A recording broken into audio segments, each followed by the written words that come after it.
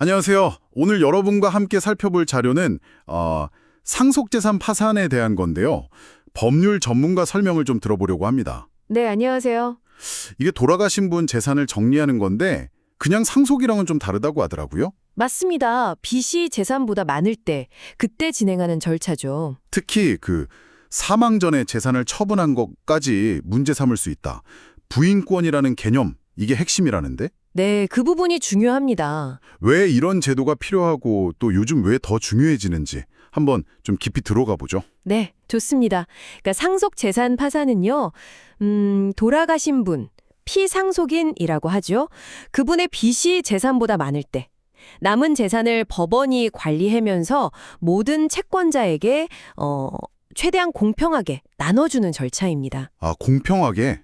일종의 청산 절차군요. 네, 그렇죠.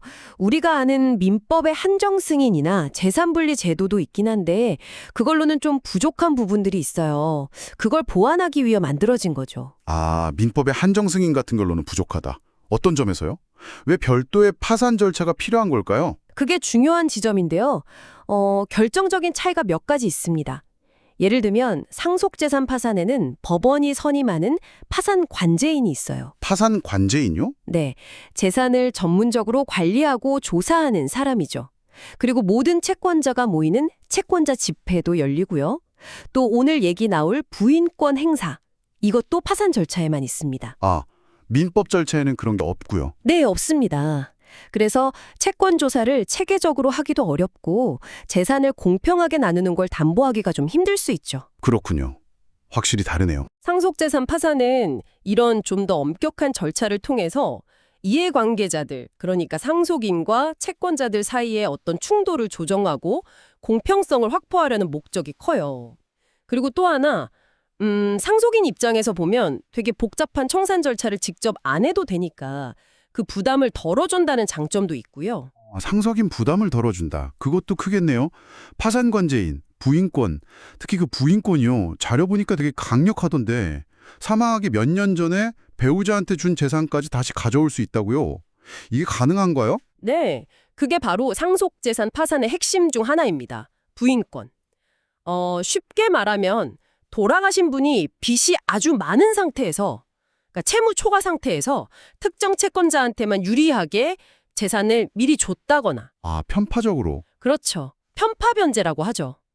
또는 뭐랄까 재산을 빼돌리려고 부당하게 줄인 행위. 예를 들어 상속재산에 들어올 돈을 일부러 배우자한테 증여했다거나 이런 경우에요. 네. 파산 관제인이 그 법률 행위의 효력을 부인하고 없었던 일로 하자 하고 해당 재산을 다시 상속재산으로 가져올 수 있는 권리입니다. 와, 진짜 강력하네요. 그냥 사망 시점 재산만 보는 게 아니군요. 네, 그게 중요해요. 그 이전에 있었던 좀 부적절한 재산 처분 행위까지 조사해서 모든 채권자의 권리를 보호하려는 거죠. 최대한 공평하게요. 이건 뭐 개인 파산에서도 비슷하게 적용되는 원칙입니다. 와, 그렇군요. 단순히 남은 거 정리하는 수준이 아니라 과거 행적까지 파헤쳐서 공정성을 찾는 거네요. 맞습니다. 그럼 이게 어떻게 보면 생전에 재산 정리할 때도 혹시 모를 빚 문제가 있다면 좀 신중해야 한다는 그런 메시지도 주는 것 같아요. 네, 그런 측면도 분명히 있죠. 이 제도가 근데 예전에는 사실 잘 몰랐잖아요. 네, 저도 좀 생소했어요. 근데 최근에 이용이 꽤 늘었다고 하더라고요. 아, 정말요? 어떻게 해서요? 네, 특히 이제 서울회생법원하고 서울가정법원이 2017년부터 좀 협력을 했어요. 한정승인 신고를 하러 온 사람들한테 이 상속재산 파산 제도에 대해서 안내를 하기 시작한 거죠. 아, 법원에서 직접 안내를요? 네, 그러면서 이용률이 확 늘었습니다.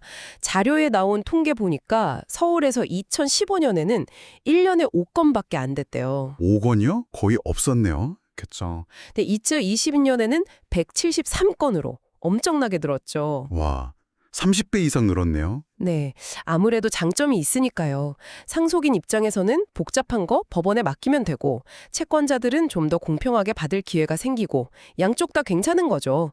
절차도 관소화되고요. 하긴 서로 복잡하게 얽히는 것보다 낫겠네요. 최근에는 뭐 부동산이나 예금 이런 거 말고도 주식, 심지어 자료에 그 도지코인 얘기도 나오던데 암호화폐 같은 다양한 자산 관련 사건들도 처리되고 있다고 합니다. 아, 암호화폐까지요? 시대가 반영되네요. 그럼 빚이 재산보다 많으면 무조건 이 상속 재산 파산을 하는 게 좋은 건가요? 꼭 그렇지는 않습니다. 이게 장점도 있지만 비용이나 시간이 드는 절차니까요. 아, 그렇죠. 만약에 상속재산이 좀 복잡하다. 부동산도 있고 은행 예금도 여러 군데 있고 뭐 국세 체납도 있고 직원들 월급 못 준 거 체불임금도 있고 채권자도 여러 명이다. 이러면 파산 절차를 통하는 게 훨씬 깔끔하고 공정할 수 있어요. 실익이 크죠. 네, 복잡할 때는 유리하다. 그런데 만약 남은 재산이 정말 소액이에요. 뭐 예금 몇만 원, 보험 해약해도 몇십만 원 정도? 이 정도뿐이라면 굳이 비용 들여서 파산 신청할 실익이 없을 수도 있어요. 그럴 땐 차라리 네, 그럴 때는 상속인이 그냥 직접 채권자들한테 연락해서 상황 설명하고 뭐 죄송하지만 이걸로 정리하자. 이렇게 하는 게 더 나을 수도 있죠. 그렇군요. 다만 중요한 건 한정 승인을 했다면 재산이 아무리 적더라도 신문 공고 같은 건 꼭 해야 돼요. 그래야 내가 모르는 다른 채권자가 나중에 나타나서 문제 삼는 걸 막을 수 있거든요.